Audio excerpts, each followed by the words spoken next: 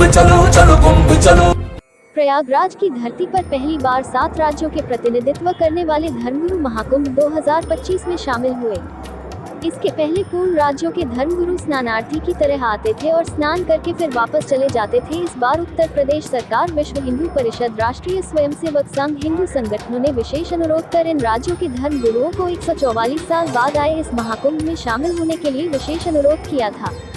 प्रागज्योतिषपुर नाम से महाकुंभ सेक्टर 7 में लगा शिविर पूरे कुंभ में आकर्षण का केंद्र बना हुआ है। श्री गरुड़दास जी महाराज भक्ति योग संघ गुवाहाटी के महामंडलेश्वर स्वामी श्री केशव जी महाराज पूर्व के 7 राज्यों का नेतृत्व कर रहे हैं। ये शिविर कुंभ में पहली बार लगा। इस संदर्भ में बातचीत करते हुए श्री केशव जी ने कहा कि उत्तर प्रदेश के मुख्यमंत्री के विशेष आग्रह पर यहाँ शिविर का आयोजन किया गया है। पूर्वोत्तर के 7 राज्यों की वर्तमान स्थिति पर उन्होंने कहा कि अब इन प्रदेशों में प्रत्येक क्षेत्र में विकास हो रहा है। प्रयागराज के संगम में तमाम नए घाटों का निर्माण हुआ है। शिक्षा के क्षेत्र में भी वर्तमान सरकारों ने काफी सुखद कदम उठाते हुए शिक्षा में लोगों को काफी जागरूक किया जा रहा है। यहाँ तक पहले इन क्षेत्रों में पलायन बहुत तेजी से हो रही थी, लेकिन अब रोजगार काफी हद तक मुहैया करने की कोशिश की जा रही है। अब बहुत हद तक पलायन को रोका जा रहा है। उन्होंने बताया कि पहले की सरकारों ने इस क्षेत्र में विकास करने का ध्यान नहीं दिया, लेकिन अब जो सरकारें हैं वह काफी हद तक जागरूक हो गई है। शिविर में आए बाबा बैजनाथ के मुख्य पुजारी सरजू प्रसाद के वंशज आर खवाड़े ने कहा कि हम सभी लोग मिलकर सहयोग करने के लिए आगे आ रहे हैं ताकि सनातन धर्म की पद्धति को आगे बढ़ा सके। यही हम लोगों का संकल्प है। क्योंकि नॉर्थ ईस्ट के बारे में जागरूकता कम है, पढ़ते नहीं हैं लोग, समझने का प्रयास नहीं करते और जो वहाँ जाते हैं वो मंदिर के दर्शन करके वापस आ जाते हैं। जी मैं तो कह रहा हूँ वरन उल्टा हो रहा है, सनातन मजबूत हो रहा है। अब जी जब से योगी मोदी जी सत्ता में आए हैं और राजनीतिक वातावरण बदलना शुरू हुआ है और धार्मिक सत्ताएँ भी सक्रिय हुई हैं, तो इससे बड़ा आनंद आया है और धर्म का कार्य करना आसान हुआ है पहले की अपेक्षा। जैसे हमारे BTAD में स्थिति ये थी कि बड़ा कठिन था। जब से वर्तमान में जो प्रमोद हैं वो आए हैं, इधर स्टेट में हेमंत जी आए और सर्वानंद जी भी थे, तब से लेके जो परंपरा चालू हुई, सनातन मजबूत होना चालू हुआ, तो वो अभी तक चल रहा है, बहुत अच्छे तरीके से चल रहा है। और अब शत्रुओं की ज़मीन मुस्लिम जो बांग्लादेशी मुस्लिम उनसे छुड़वाई गई है जी, घुसपैठ पे भी नियंत्रण करने का प्रयास किया और आवश्यकता है, लेकिन जो किया वो भी बहुत है और जो चल रहा है वो भी बहुत बड़े स्तर पर चल रहा है जी। साथ ही साथ जो ईसाई जो दूर से ऐसा लगता है कि हम क्रिश्चियन हो गए हैं, जो वास्तव में उनकी अंदर की धार्मिक भावना बहुत गहरी है जी, अभी भी अपनी परंपराओं को छोड़ा नहीं, तो अब उनको भी याद आने लगा कि हमारी परंपराएं क्या थी। तो अब और सकारात्मक माहौल है, मुझे लगता है पहले से अधिक मजबूत हुआ है सनातन। जी हाँ स्वामी जी, इसमें दो राय नहीं कि सनातन पहले से अधिक मजबूत हुआ है। पूरी दुनिया में जो बजा दिया डंका, यानी कि 50 करोड़ को ऊपर संख्या पार कर गई सनातनियों की इस महाकुंभ में, आप कथन एकदम सत्य है महाराज जी।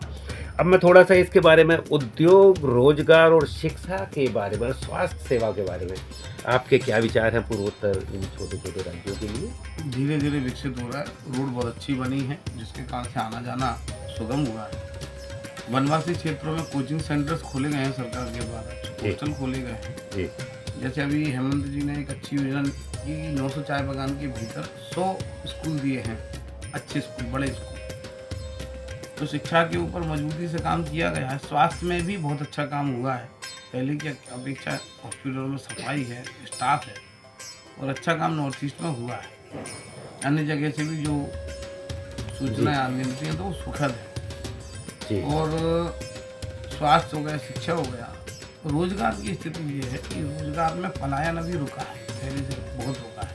पहले गुजरात की तरफ, मुंबई की तरफ, दक्षिण भारत में लोग बहुत जाते थे, वो बहुत कम हुआ है पहले की अपेक्षा, लेकिन बंद नहीं हुआ। आशा करते हैं कि भविष्य में ये बंद भी होगा। बहुत अच्छा स्वामी जी, मेरे मन में जो प्रश्न उमड़ रहे थे जो मैं पूछूंगा, स्वामी जी ने अगर पूछे ही मुझे उनका जवाब दे दिया। और अब मैं सबसे बाद में बात करता हूँ थोड़ा सा। भाई आपने तो देखा इतने दिनों से सबसे अधिक क्षेत्र की स्थिति में कब ऐसे नाजुक मोड़ आए थोड़े से, या खराब कब हुई और अब कितना बढ़िया चल रहा है? थोड़ा सा। कौन सा क्षेत्र? पूर्वोत्तर क्षेत्र। देखो इतना ये बड़ा विषय है, इतना जी जी जी कम समय में बताना संभव ही नहीं है जी।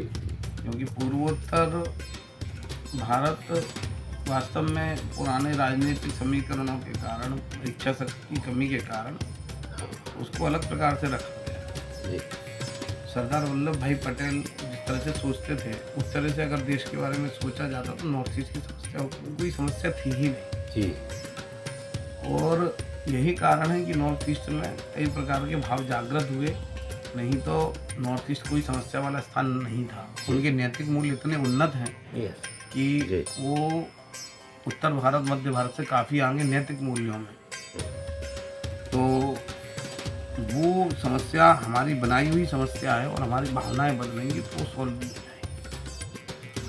जाएगी। मोदी जी जैसे लोग जब प्रवास करते सीमा तक अपने सैनिक के पास पहुंचते हैं, उनको सारी सुविधाएं देते हैं तो सैनिक को भी खुशी होती है। पहले मैं तवांग में गया था जब मोदी जी की सरकार नहीं थी केंद्र में, तो एक सैनिक से तवांग में मैंने बात की तो वो कहते 6 महीने में एक बार गाड़ी आती है राशन की। और मैं भी गया था तो सुबह से चढ़ा था तेजपुर से, हमने बस पकड़ी थी, रात को 11 बजे पहुंचे थे, सुबह 5 बजे पकड़ी थी ट्रैकर। तो आज ये स्थिति है कि आप अगर सुबह 5 बजे पकड़ते हैं तो मुश्किल से 3 या 4 बजे तक तवांग पहुंच जाए जी। तो रोड इतनी सुंदर हो गई है। देखते रहिए सबसे तेज न्यूज। वीडियो को लाइक, कमेंट और शेयर जरूर करें। हर ताज़ा खबर के लिए चैनल को सब्सक्राइब करना न भूलें। खास तौर से ये भी जान लें कि अगर आपके मोबाइल में भेजा गया लिंक खुल नहीं रहा है तो जिस मोबाइल नंबर से वीडियो लिंक भेजे गए हैं उसको सबसे तेज न्यूज के नाम से अपने मोबाइल फोन पर सेव कीजिए और वीडियो का लिंक तुरंत खुल जाएगा। कृपया हर ताज़ा खबर के लिए चैनल को लाइक, कमेंट, शेयर और सब्सक्राइब करना नहीं भूलें।